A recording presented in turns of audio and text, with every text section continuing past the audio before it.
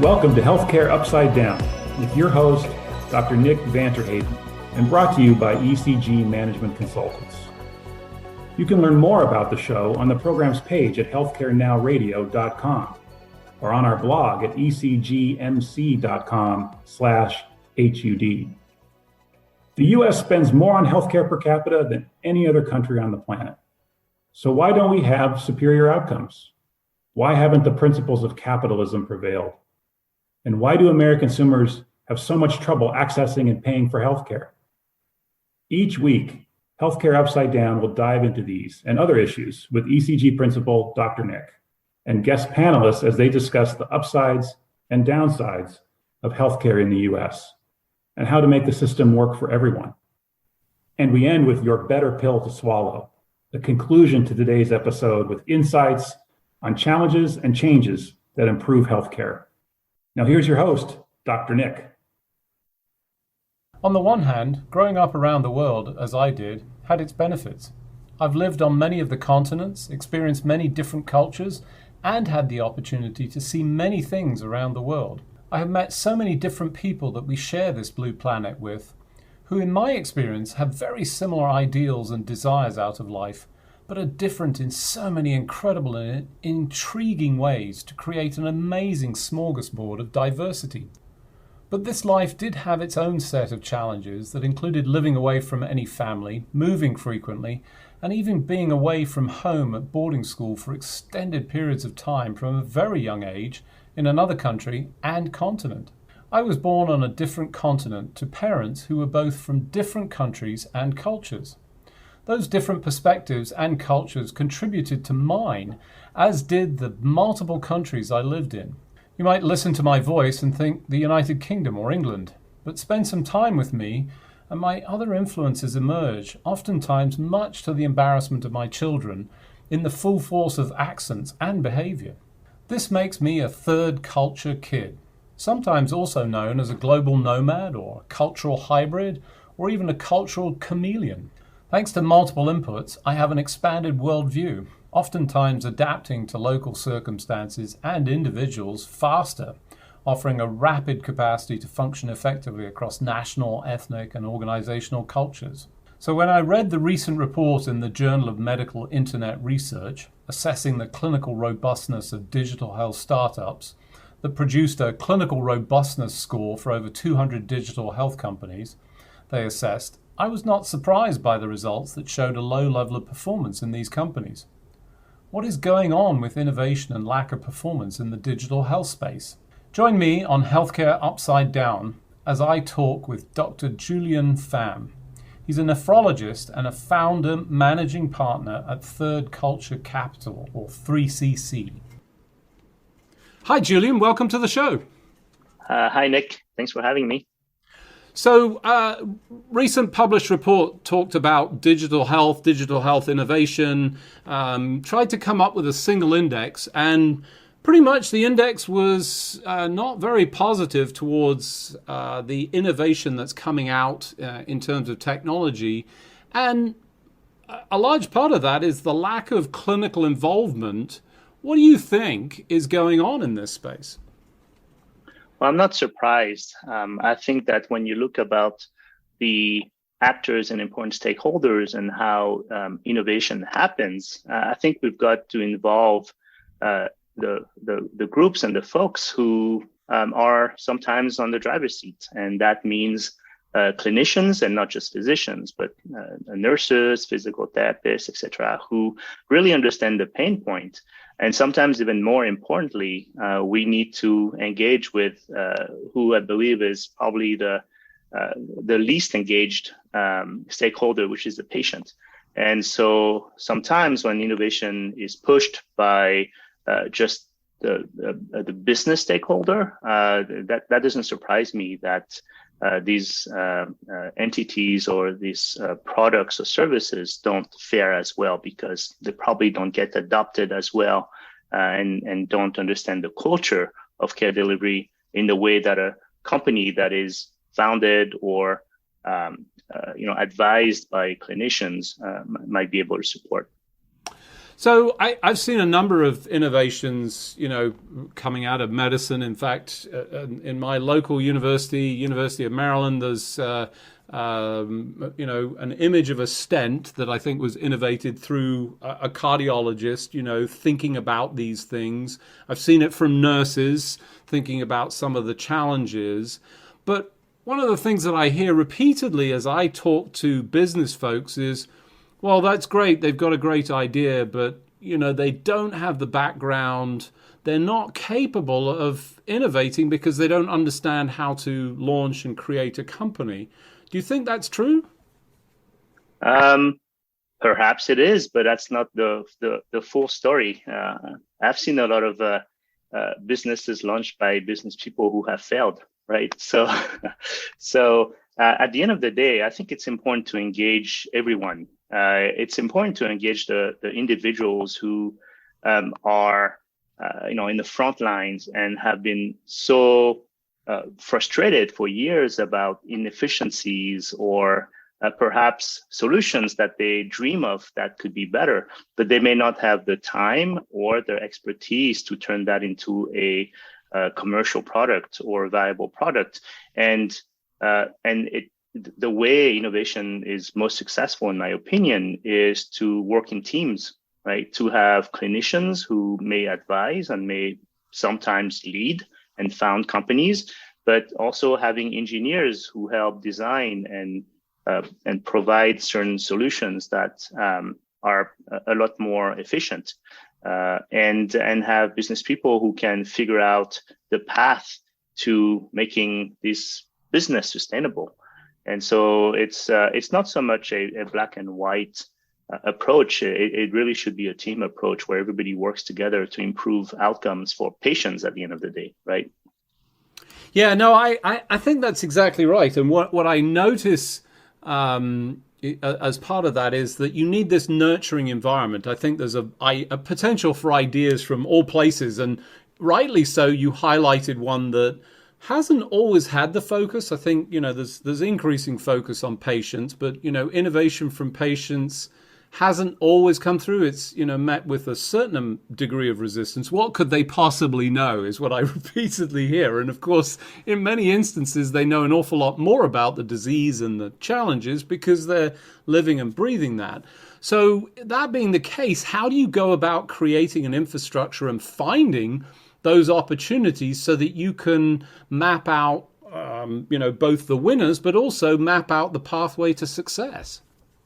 Yeah, I think it's a complex process, obviously, as an investor. But the way we look at innovation and screen innovation is through what's called the quadruple aim, right? And you're probably very familiar with that. And for us, it's important to look at healthcare innovation that potentially can improve outcomes for patients, that can reduce the cost of care at the systems level, and reshape the experience of care, not just for patients, but also for providers. And so when you find solutions or products that can address 2, 3, or hopefully all 4 of those quadrants, these are the solutions that will truly have an impact. So focusing on those areas, one of the challenges that we see repeatedly is the addition of technology has tended to create gaps that have widened in some cases from an equity standpoint. And I think we constantly sort of try and innovate and produce solutions, but in some cases those solutions broaden the gaps.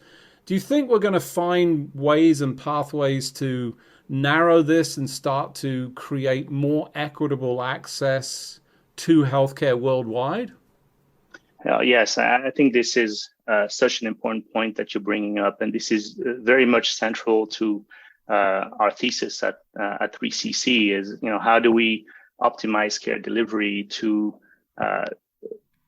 go towards a more equitable global society, right? And we talk about health inequities, and it's easy to see them when you're comparing, one country to another. And as many of us know, we would think that the U.S. is way up there in terms of health outcomes, but no, it is not, right?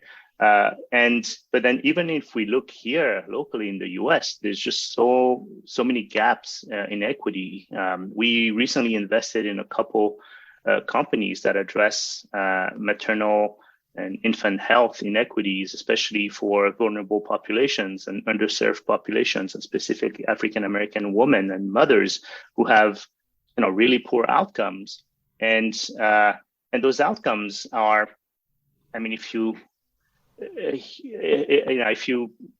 want to believe it, it's not due to genetics. And maybe there's a component of genetics, but it's really because of structural inequities that exist in our health system. And for us at our fund, the way we want to approach that is by backing founders who don't fit the mold, right? Sometimes those founders are the ones who come from those communities and are very passionate about creating better solutions or more culturally sensitive solutions. And so by improving diversity within the venture capital ecosystem, but also amongst entrepreneurs, and backing founders who are women, are people of color, and are maybe immigrant founders, over time we will have enough of a talent pool that will eventually solve for some of these problems, and we want to be champions of that. I think it takes many funds and many individuals who can be allies to this, and not just people from those communities, but everyone coming in together to be allies to help level the playing field, essentially. Yeah, and one of the things that I draw out from that as you're describing it, and I'm a third culture kid. What I've come to realize over time is that the contribution that has given me allows me a perspective that I think is, I don't want to say unique, but it's certainly quite different to somebody that grows up in a single place, has limited exposure to other cultures and experiences. And I think that sort of helps drive openness, perhaps, to ideas. Do you find that's part of what you seek and what's successful in the companies and the leaders that you identify, that is allowing them to create those solutions that are really bringing about change? No, absolutely, right. You will come across firms that are founded and built by former engineers who are very product oriented. They understand product, they know product.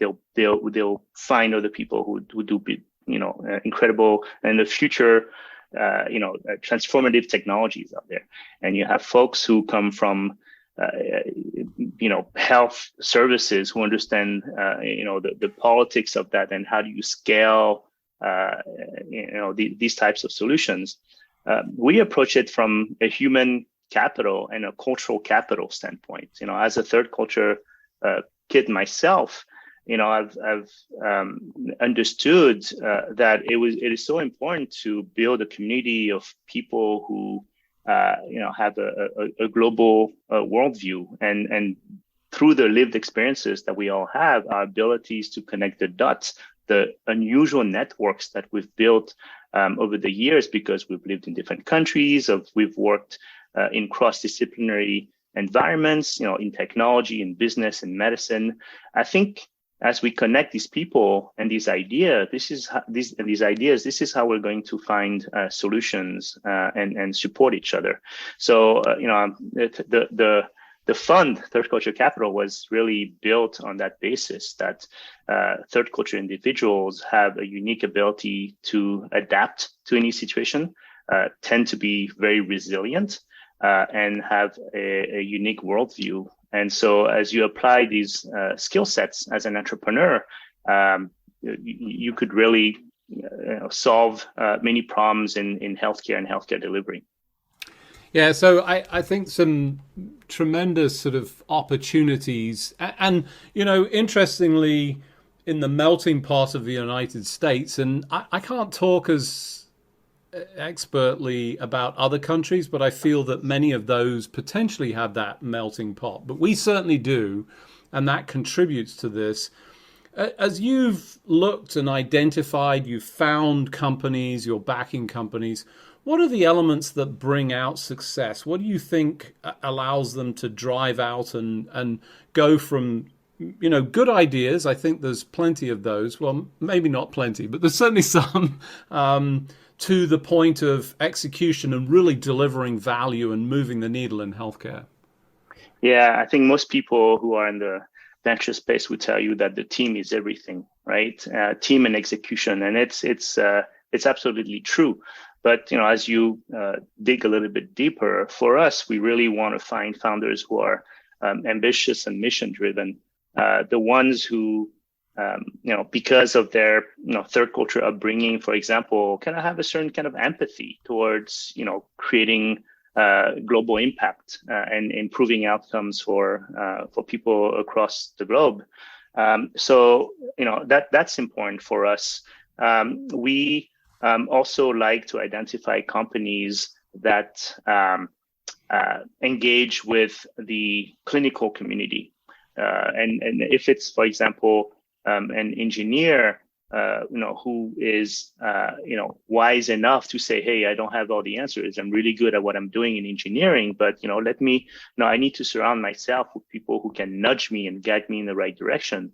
And maybe that means a very seasoned business leader who kind of understands kind of the drivers of at the macro level, but also surround yourself with a clinical advisory board who can help nudge you and can connect you with key opinion leaders and et cetera, et cetera.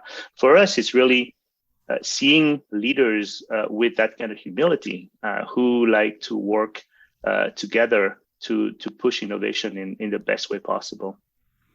Yeah, so I mean, there's some key elements, and I think most would agree. Team, it often appears bubbles to the top. It's the sort of cream of success, but there's much more below that that contributes. And one of the things that I pick up on a lot is humility, which in many instances is you don't always find, let's be clear.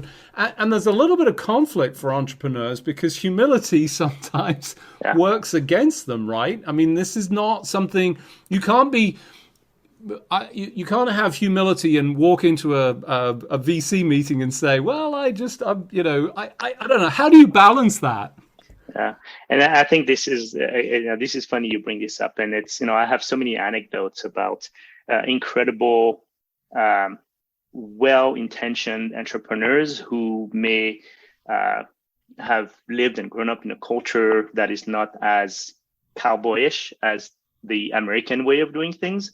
And when they go and I've heard these stories from peers of mine who've been VCs who have been so frustrated because, some of these entrepreneurs from those countries would go and try to raise like 500,000 euros or €1 million, whereas the same entrepreneur in the US would go for 5-10 million euros, and there's a middle ground, right? And this is kind of where working with VCs and angel investors and entrepreneurs to try to strike that right balance of how much capital is needed, et cetera, et cetera. But I think culturally speaking, it's important to absolutely have a dream and vision, but also to be reasonable about what it is that you want to do, and not be caught in the hype of living the life of an entrepreneur. I think a lot of people, especially first-time entrepreneurs, kind of have this assumption of what it's like, thinking that you're jet setting across the world and et cetera. But it's really not like that.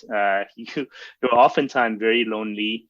Working, with financial constraints and resource constraints to build something, and it takes a while to execute and scale to where you are. So I think there's definitely some cultural differences and some cultural nuances that you need to understand about the culture of entrepreneurship, the culture of clinical care, and et cetera, et cetera, and being able to navigate those languages and those worlds is really what to me makes a a clinician entrepreneur, for example, a wonderful asset because they are just inherently, that's kind of the fine line that they walk. They understand why they're doing things because, in their heart, they want to help patients and they want to do something good and they have this dream, but also they live with the reality of being a business person and knowing that, hey, it's not always idealistic and you got to raise and et cetera, et cetera. So I think culture for us is central to how we think about innovation. Yeah, it's interesting you bring up the sort of the perception of what it's like to be an entrepreneur. And, I always sort of point back at Hollywood as a broad brush. And, I don't mean to be accusatory, but they certainly paint a picture that, might be slightly less. And anyone that's been an entrepreneur at any point in time, I think, knows, the reality is wildly different. And, I've seen the same with technology as well. There's sort of a presentation of technology that sort of pushes it beyond the boundaries of where it actually is.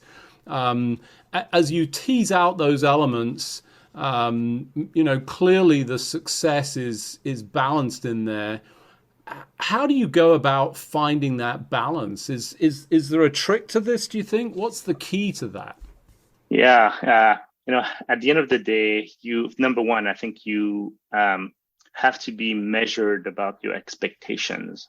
And then number two, you need to surround yourself with people who are much smarter than you and have certain insights into that specific sector or area or technology and whatnot. Let me address kind of the first point, because the second point I feel is a little bit obvious. But the first point is, I think we're living in a world where there's just a lot of hype all the time. As we have so much technology, we're always constantly thinking, and the media is pushing this on us, saying that, oh, you know what, we are at the doorstep of the next paradigm shift in whatever it is, quantum computing for medicine, et cetera, et cetera. And as you're probably familiar, Nick, with this the Gartner hype cycle, right? Where in the beginning there's some kind of breakthrough innovation that whether it's in science or technology, and people are like, oh, this is great. 10 years ago it was maybe AI and et cetera. And now we're seeing all these new technologies and think, okay, we've got to apply these to healthcare. And I think if we do this, it's going to generalize and be so, be transformative. But then you reach that peak of expectations and not seeing anything. And, right after that is the trough.